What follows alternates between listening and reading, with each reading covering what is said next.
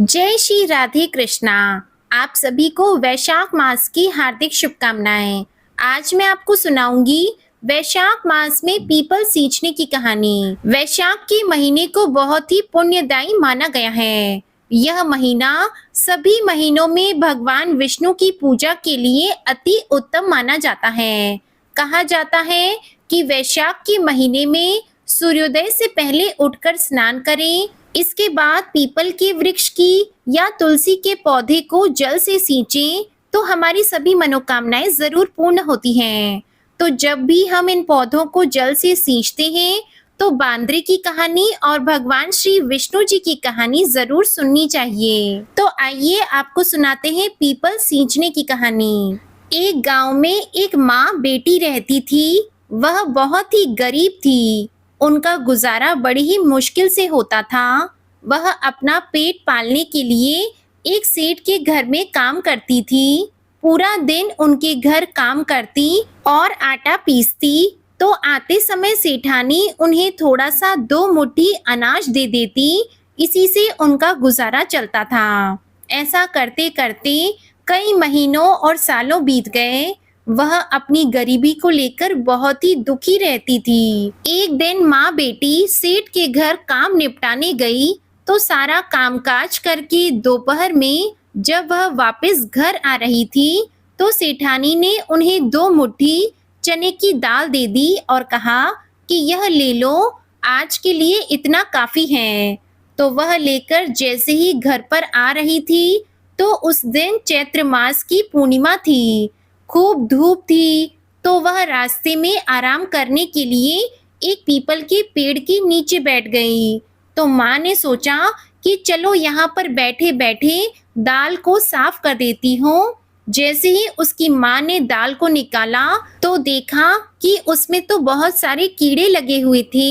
यह देखकर उसकी माँ बहुत ही दुखी हो गई और अपने भाग्य को कोसने लगी कि न जाने मैंने ऐसे कौन से बुरे कर्म किए थे जो मुझे इस तरह से दुख भोगने पड़ रहे हैं। तो इस तरह दुखी होकर भगवान विष्णु को उन पर दया आ गई और भगवान विष्णु ने एक बूढ़े ब्राह्मण का रूप धरकर उस माँ बेटी के पास आए। उसकी माँ से बोले कि बेटा, तुम इतनी दुखी अवस्था में कैसे बैठी हो, क्या सोच रही हो, मुझे बताओ। तो वह रोने लगी और कहने लगी कि हे साधु महाराज, मैं क्या करूं, मेरी इतनी गरीबी है कि मैं मेरी बेटी का पालन पोषण भी नहीं कर सकती। मेरे पति की सालों पहले मृत्यु हो चुकी है और मेरा कोई और सहारा नहीं है। अब तो मेरी बेटी भी बड़ी हो चली है, मैं इसकी शादी कैसे करूंगी जब मैं इसे 2 वक्त का खाना भी नहीं दे सकती। न जाने मैंने कौन से बुरे कर्म किए थे जिनका फल मुझे अब भोगना पड़ रहा है। हे साधु महाराज, अगर आप इसका कोई उपाय जानते हो तो कृपया करके मुझे बताओ और हमारी गरीबी को दूर करो। तब साधु महाराज ने कहा कि बेटा, निराश मत हो, मैं तुम्हें एक उपाय बताता हूँ। यही उपाय तुम्हारी गरीबी दूर करने का एकमात्र उपाय होगा। ध्यान से सुनो। आज चैत्र मास की पूर्णिमा तिथि है और कल से वैशाख मास शुरू हो जाएगा। तो ऐसा करना, सुबह जल्दी उठकर सूर्योदय से पहले माँ बेटी दोनों स्नान करना और उसके बाद में आकर पीपल को जल सींचना और भगवान विष्णु की कथाएं सुनना। और वैशाख मास में जितने भी रविवार आए तो उनके व्रत करना। उस दिन पीपल में जल नहीं डालना है, उस दिन आकड़े के पौधे में जल डालना है और सूर्य देव की और विष्णु भगवान की कथा सुनना। रविवार के दिन नमक नहीं खाना, फीका भोजन करना। इस तरह से जितने भी वैशाख महीने में रविवार आए तो उनके व्रत रखना। लेकिन ध्यान रखना, पीपल की पूजा करो या आकड़े की पूजा करो, मन में पूरी श्रद्धा बनाए रखना, अवश्य ही तुम्हारी सभी कष्ट दूर हो जाएंगे। वैशाख मास पूरा होने पर पूर्णिमा के दिन ब्राह्मणों को भोजन कराना और यथा संभव दक्षिणा देकर प्रसन्न चित्त मन से उन्हें विदा कर देना। फिर देखना तुम्हारा भाग्य कैसे बदलता है। इतना कहकर वह साधु महाराज वहां से चला गया। तो यह सुनकर माँ बेटी बहुत ही खुश हुई और घर आ गई। रात में उन्हें ढंग से नींद भी नहीं आई। सुबह दोनों जल्दी उठी और स्नान किया और जल लेकर पीपल वृक्ष के पास चली गई। वहां जाकर पहले तो चारों तरफ अच्छी तरह से सफाई की और फिर जल से सींचा और फिर विष्णु भगवान की कथा सुनी और पीपल के वृक्ष की परिक्रमा करके घर आ गई। अब वो रोजाना नियमित रूप से जल सींचती और विधिवत पीपल वृक्ष की पूजा करती। रविवार के दिन दोनों माँ बेटी व्रत रखती और आक के पौधे की पूजा करती। उस दिन उसे जो भी दान मिलता, जो सेठानी के घर से 2 मुट्ठी अनाज मिलते, वो लाकर एक मटके में डाल देती। ऐसा करते करते वैशाख का महीना पूरा हो गया। जिस दिन पूर्णिमा का दिन आया तो उस दिन सुबह जल्दी उठकर पहले घर की साफ सफाई की और फिर जल लेकर माँ बेटी पीपल में जल सींचने गई। तो वहां जाकर उसने पीपल के चारों ओर सफाई की।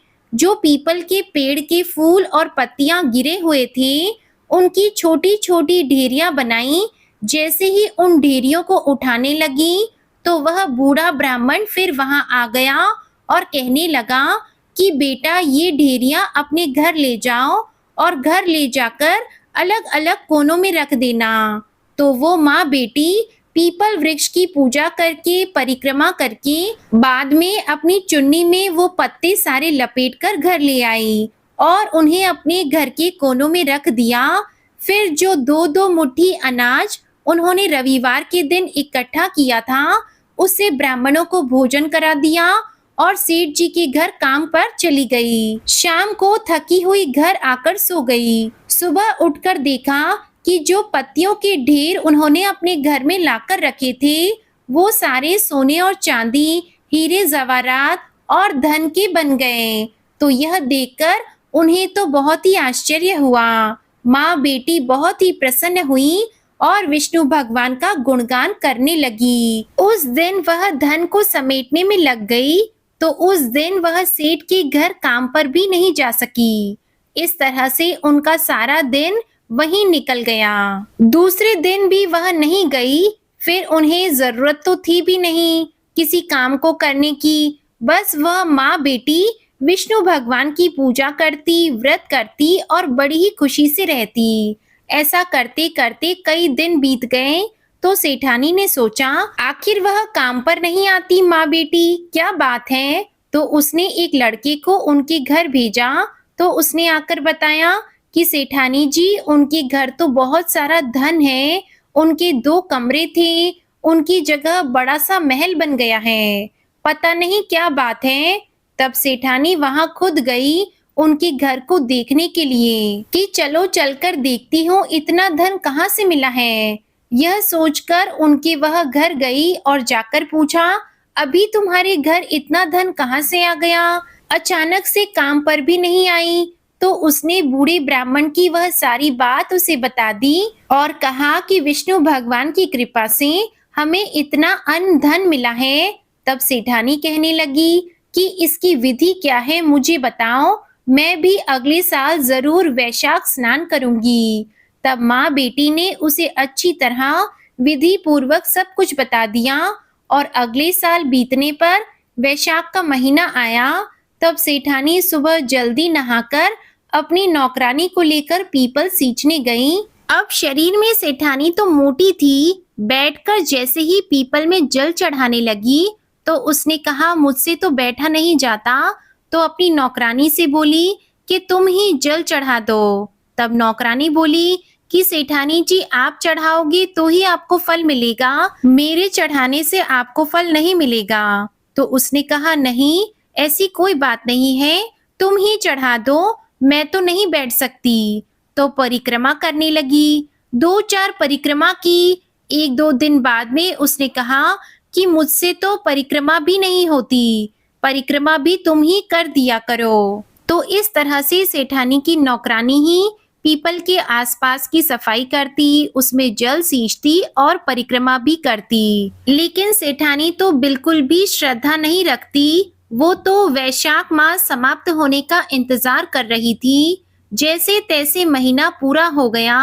वैशाख पूर्णिमा आई तो बस उन्होंने जल्दी से नौकरानी से बोला कि भाई खाना बना दो और ब्राह्मण को भोजन करवा दो। तो उसने करवा दिया। जब वह पीपल की पूजा करने गई तो नौकरानी से ही कह दिया कि यहाँ से सारे पत्ते इकट्ठा करके एक बोरी में डाल लो। तो नौकरानी ने सारे पत्ते इकट्ठा किए तो कुछ पत्ते उसकी साड़ी में लटक कर रह गए और वो उन पत्तों को घर ले आई। सेठानी ने लाकर नौकरानी से बोला कि कोठी के सारे कमरों में, रसोई में, ऊपर नीचे सब जगह छोटी छोटी ढेरियां बना दो और बड़ी ही खुशी से सो गई। इस तरह नौकरानी भी अपने घर चली गई। सुबह उठी तो देखते हैं कि सारे नौकर चाकर बुरी तरह से शोर कर रहे थे। सेठ जी भी शोर मचा रहे थे। तब सेठानी बाहर जाती है और पूछती है कि सारी घर में कीड़े मकोड़े, बिच्छू, सांप, इस तरह से छोटे छोटे कीड़े मकोड़े बिलबिला रहे थे। तब सेठ जी कहते हैं कि सेठानी जी, यह कैसे, यह हमारे घर का क्या हाल किया है तुमने? तब सेठानी बोली कि मैंने कुछ भी नहीं किया। मैंने तो जो पहले नौकरानी आई थी, माँ बेटी, उसने बताया था। वह बोलती है कि वैशाख स्नान करने से धन मिलता है। वह तो धनवान हो गई। उनके देखा देखी मैंने भी पीपल की पूजा की है। मुझे तो धन के बदले ये सब मिला है। तब सेठ जी कहते हैं कि सेठानी जी, उन्होंने पूरी श्रद्धा भाव से विष्णु भगवान की पूजा की है, पीपल को सींचा है। आपके मन में कोई भी श्रद्धा भाव नहीं थी। आपके मन में सिर्फ लालच था कि मुझे जल्दी से धन मिल जाए। इसी का परिणाम यह है।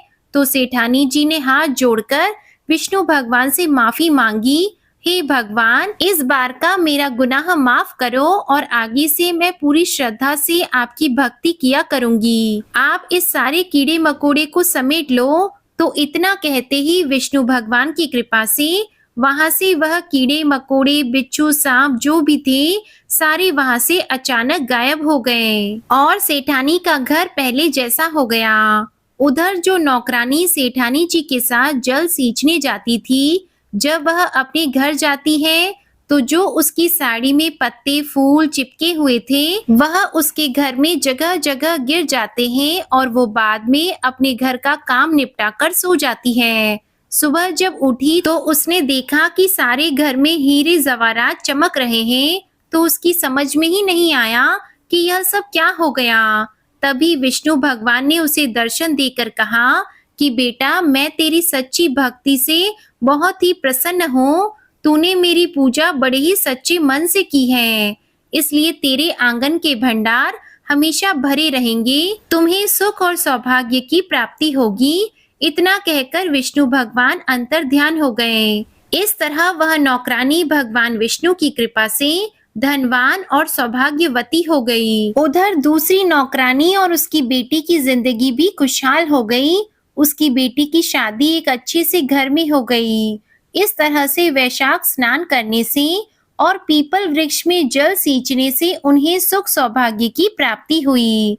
उसके बाद से गांव के सभी लोग हर साल वैशाख का स्नान करते और पीपल में जल सींचा करते। रविवार के व्रत करते और आक के पौधे की रविवार के दिन पूजा करते। हे विष्णु भगवान, हे सूर्य देवता, जैसा नौकरानी और माँ बेटी को दिया वैसा सबको देना, और जैसा सेठ और सेठानी को दिया वैसा किसी को ना देना। बोलिए विष्णु भगवान की जय। अब सुनते हैं गणेश जी की कहानी, क्योंकि हर व्रत कथा और पूजा पाठ के साथ गणेश जी की कहानी अवश्य ही सुननी चाहिए। एक तालाब में एक मेंढक और एक मेंढकी रहते थे। मेंढक तो आलसी था, लेकिन मेंढकी सवा पहर तड़के उठती और स्नान करती और सवा पहर दिन चढ़ने तक गणेश जी भगवान की पूजा किया करती। तो मेंढक उसे रोजाना देखता और कहता कि तुम ना गार खाती हो ना मिट्टी, बस चुपचाप बैठी रहती हो।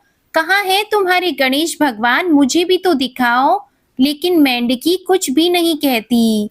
ऐसा करते करते समय बीतता गया। एक दिन गांव की कुछ औरतें घड़े लेकर पानी लेने के लिए आई। जैसे ही उन्होंने मटकी डुबोई तो मेंढक और मेंढकी दोनों उस घड़े में चली गई। तो उस औरत ने घर ले जाकर उस घड़े को सीधा भट्टी पर चढ़ा दिया और नीचे आग जल रही थी। तब मेंढक कहने लगा कि मेंढकी, मैं तो जल रहा हूँ। तब मेंढकी कहती है कि मुझे तो ठंडी हवा आ रही है, मैं तो बिल्कुल भी नहीं जल रही हूँ। तब मेंढक बोला कि आज तुम्हारे गणेश जी को बुलाओ, अगर हमारी जान आज बचती है तो मैं भी सवा पहर चढ़ने तक उनकी पूजा करूंगा। तब मेंढकी ने गणेश भगवान का स्मरण किया। स्मरण करते ही दो घोड़े वहां पर लड़ते लड़ते आए और उस घड़े से टकरा गए। वह घड़ा फूट गया और मेंढक और मेंढकी वहां से निकले और वापस तालाब में चले गए। वहां दोनों रोजाना सुबह जल्दी स्नान करते और बाद में सवा पहर दिन चढ़ने तक गणेश भगवान की पूजा करते। इसके बाद खाना खाते। हे गणेश भगवान, जैसा फल मेंढक और मेंढकी को दिया वैसा सबको देना। आइए अब सुनिए लपसी और तपसी की कहानी। यह कहानी हर व्रत कथा के साथ पढ़नी और सुननी चाहिए। एक लपसी था, एक तपसी था। तपसी हमेशा भगवान की तपस्या में लीन रहता था। लपसी रोजाना सवा सेर की लापसी बनाकर भगवान को भोग लगाता और फिर खुद खा लेता। एक दिन दोनों लड़ने लगे। तपसी बोला कि मैं रोज भगवान की तपस्या करता हूँ, इसलिए मैं बड़ा। लपसी बोला कि मैं रोज सवा सेर लापसी का भोग लगाता हूँ, इसलिए मैं बड़ा हूँ। तो दोनों ऐसा करते करते जोर जोर से लड़ने लगे। तब वहां से नारद जी गुजर रहे थे। दोनों को लड़ता हुआ देखकर उन्होंने पूछा कि तुम दोनों लड़ क्यों रहे हो? तब तपसी ने कहा कि मैं बड़ा हूँ। उसने अपना कारण बता दिया। उसी तरह लपसी ने भी अपने बड़े होने का कारण बता दिया। तो नारद जी बोले कि तुम इतनी सी बात पर लड़ रहे हो, मैं तुम्हारा फैसला कर दूंगा। दूसरे दिन सवेरा होते ही लपसी और तपसी नहाकर अपनी रोज की तरह भक्ति करने आए। तब नारद जी ने छुपकर 1.25 करोड़ की एक एक अंगूठी उन दोनों के आगे रख दी। तपसी की नजर उस पर पड़ी तो उसने चुपचाप अंगूठी उठाकर अपने नीचे दबा ली और लपसी की नजर अंगूठी पर पड़ी, लेकिन उसने ध्यान नहीं दिया। उसने तो बस लापसी बनाई, भगवान को भोग लगाया और लापसी खाने बैठ गया। तो नारद जी दोनों के सामने आ गए। तब दोनों ने पूछा कि बताओ हम में से बड़ा कौन है? तब नारद जी ने तपसी से खड़ा होने की बात कही। तो वह खड़ा हुआ तो उसके पैर के नीचे अंगूठी दिखाई दी। तब नारद जी ने तपसी से कहा कि तपस्या करने के बाद भी तुम्हारी चोरी करने की आदत नहीं गई, इसलिए लपसी बड़ा है और तुम्हें तुम्हारी तपस्या का कोई फल भी नहीं मिलने वाला, चाहे तुम कितनी मर्जी तपस्या कर लो। यह सुनकर तपसी को बहुत ही दुख हुआ और शर्मिंदा होकर माफी मांगने लगा। उसने कहा कि मैंने इतने सालों से तपस्या की है, उसका मुझे फल कैसे मिलेगा? आप मुझे कोई रास्ता तो बताओ, आज के बाद मैं चोरी नहीं करूंगा। तब नारद जी ने कहा कि अगर कोई औरत रोटियां बनाएगी और गाय और कुत्ते की रोटी नहीं बनाएगी तो वह फल तुझे मिलेगा। यदि कोई ब्राह्मण को भोजन करवाकर दक्षिणा नहीं देगी तो उसका फल भी तुझे ही मिलेगा। अगर कोई सूट साड़ी किसी को देगी और साथ में कोई रुपए नहीं देगी तो उसका फल भी तुझे ही मिलेगा। अगर कोई दीपक से दीपक जलाएगा तो उसका फल भी तुझे ही मिलेगा। अगर कोई सारी कहानी सुन ले लेकिन तुम्हारी कहानी नहीं सुनेगा तो उसका फल भी तुझे ही मिलेगा। तो कहा जाता है कि इस दिन से हर व्रत कथा और कहानी के साथ लपसी तपसी की कहानी भी सुनी जाती है। तो ये थी वैशाख स्नान में सुनी जाने वाली कहानी। हे विष्णु भगवान, कोई भूल चूक हुई हो तो उसके लिए क्षमा कीजिएगा। आज की कहानी पसंद आई हो तो इस वीडियो को लाइक कीजिएगा, शेयर कीजिएगा, चैनल को सब्सक्राइब कीजिएगा और कमेंट में विष्णु भगवान की जय जरूर लिखिएगा। जय श्री राधे कृष्णा।